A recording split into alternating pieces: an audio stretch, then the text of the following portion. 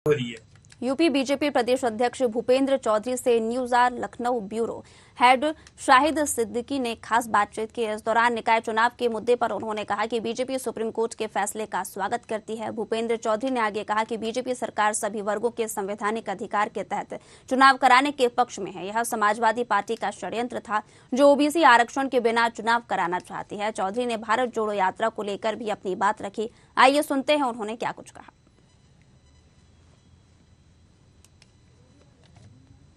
Lucknow high court ने 31 जनवरी तक नगर निकाय चुनाव कराने के लिए कहा था।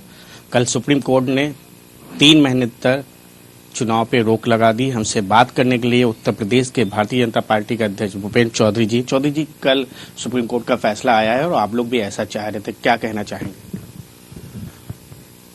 माननीय उच्चतम न्यायालय का जो आदेश उत्तर प्रदेश निकाय चुनाव के संदर्भ में आया है, मैं उसका स्वागत करता हूं। भारतीय जनता पार्टी उसका स्वागत करती है और हमारी पार्टी और सरकार सभी वर्गों के जो संविधान में प्रदत्त अधिकार है, आरक्षण है, और आरक्षण का सम्मान करते हुए चुनाव कराने की पक्षधर रही है। इसीलिए सरकार कोर्ट गई थी, माननीय अदालत में गई थी, न्यायालय में। समाजवादी पार्टी के लोगों ने षड्यंत्र करके पिछड़े वर्ग के आरक्षण के बगैर चुनाव कराने का जो षड्यंत्र रचा था, वो आज के निर्णय से मैं निश्चित रूप से कह सकता हूं वो लोग, उनका पर्दाफाश हुआ है, उनकी नीति का।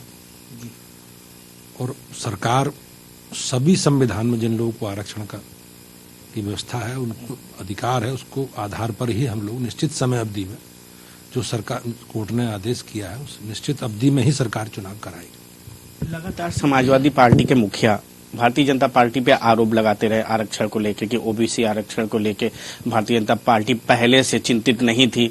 जब कोर्ट ने रोक लगा दी, जब चिंतित हुई, तभी रातों रात आयोग गठन कर दिया जाए, ऐसे लगातार आरोप आप पे लगते हैं, क्या?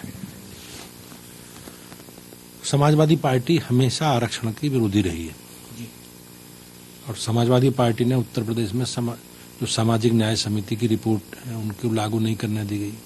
उनके लोग अदालत में चले गए। समाजवादी पार्टी का पिछड़े वर्ग के प्रति जो आरक्षण का उनका विषय है वो केवल उनके परिवार तक, उनके बिरादरी तक और उनके सफाई तक ही सीमित है।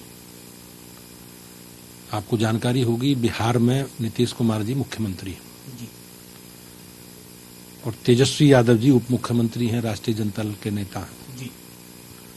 और उनके और माननीय अखिलेश यादव जी के संबंध जग जाहिर है। बिहार सरकार ने बगैर पिछड़ा वर्ग का आरक्षण किए चुनाव कराए हैं, तो इसका समाजवादी पार्टी के मित्रों को इसका जवाब देना चाहिए। और आरक्षण के लिए न्यायालय में कौन लोग गए? ये समाजवादी पार्टी के स्लीपर सेल के लोग हैं। आप अगर इसमें रिसर्च करोगे तो समाजवादी जो याचिका जिन लोगों ने हाई कोर्ट में जो लोग गए हैं उसमें समाजवादी पार्टी के विधायकों के परिवार के लोग, उनके घर के लोग हैं। और वो लोग नहीं चाहते थे कि चुनाव समय पे हो और वो पिछड़े वर्ग के बगैर आरक्षण हो, इसका प्रयास थे। लेकिन सरकार, हमारी पार्टी की जो प्रतिबद्धता है उसको दोहराते हुए सरकार माननीय उच्च न्यायालय में गई है और माननीय उच्च न्यायालय ने आदेश दिया है। तो अब सभी वर्गों को जो भी संविधान में प्रदत्त अधिकार है उसी आधार पर आरक्षण करके हम लोग चुनाव में जाएंगे। अब एक सवाल राहुल गांधी पे हो जाए कि भारत जोड़ो यात्रा राहुल गांधी उत्तर प्रदेश होते हुए हरियाणा में मूव कर रहे हैं और लगातार उन्होंने कई पार्टियों को लेटर भी लिखा, उसमें चाहे समाजवादी पार्टी हो, चाहे बहुजन समाज पार्टी हो, चाहे जैन चौधरी, सभी ने उस पर समर्थन देने की बात की और कह रहे हैं कि 2024 में भारत जोड़ के बदलाव ले आएंगे। क्या कहना चाहेंगे? नहीं, भारत का विभाजन तो 1947 में हुआ था, उसके बाद तो कोई बंटवारा हुआ नहीं है। किस भारत को जोड़ने की बात कर रहे हैं राहुल गांधी? पे ये भारतीय जनता पार्टी के प्रदेश अध्यक्ष भूपेंद्र चौधरी थे, जिनका साफ कहना था कि आरक्षण का मुद्दा जो है वो भारतीय जनता पार्टी सभी को लेके चुनाव लड़ना चाहती है। समाजवादी पार्टी ने पिछले कई सालों से इसको मुद्दा बना रखा था, जिसको भारतीय जनता पार्टी समाप्त कर रही है।